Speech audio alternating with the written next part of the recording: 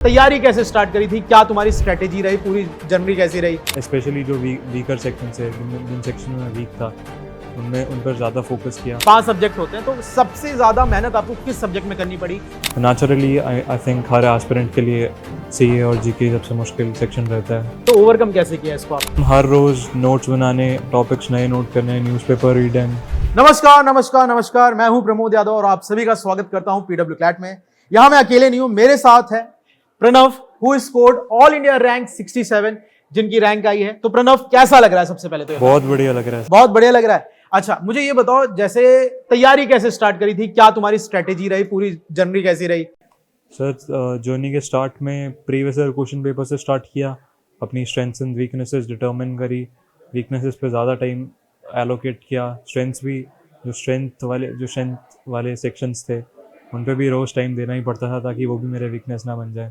But specially जो weaker sections है जिन section में मैं वीक था उनमें उन पर ज़्यादा फोकस किया, उनको भी अपना स्ट्रेंथ्स बनाया। ओके, बहुत अच्छी बात है। अब जैसा कि मैं बात करता हूँ, यहाँ पे हमारे पास जब क्लैट एग्जामिनेशन की मैं बात करता हूँ तो देयर आर 5 सब्जेक्ट्स, ठीक है? 5 सब्जेक्ट होते हैं, तो सबसे ज्यादा मेहनत आपको किस सब्जेक्ट में करनी पड़ी?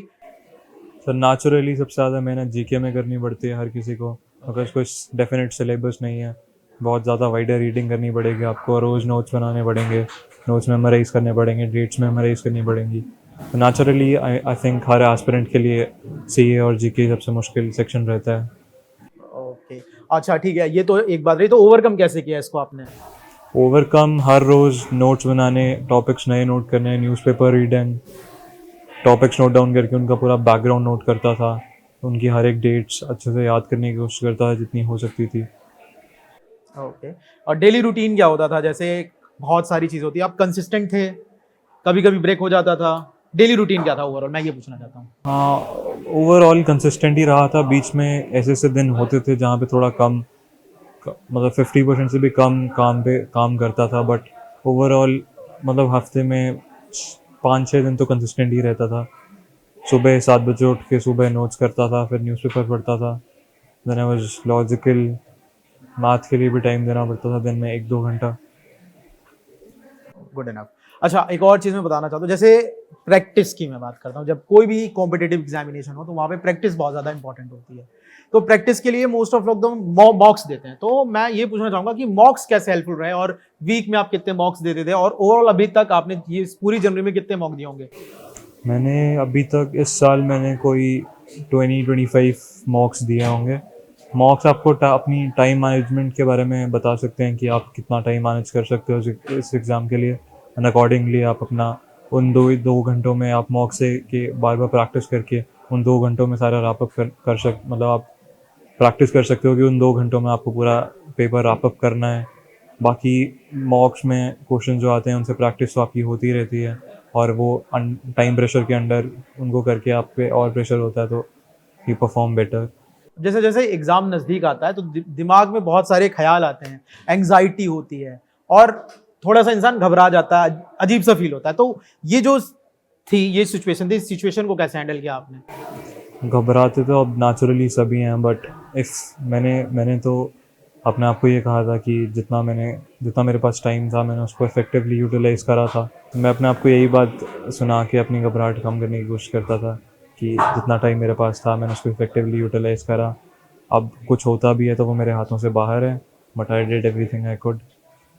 ठीक है, बहुत अच्छी बात है। तो मैं लास्ट क्वेश्चन यही पूछना चाहूंगा, जितने भी क्लैट 2026 एस्पायरेंट्स हैं जो इस साल क्लैट 2026 का एग्जाम देने जाएंगे, तो एक मास्टर ट्रिक क्या होनी चाहिए आपके अकॉर्डिंग उनके लिए?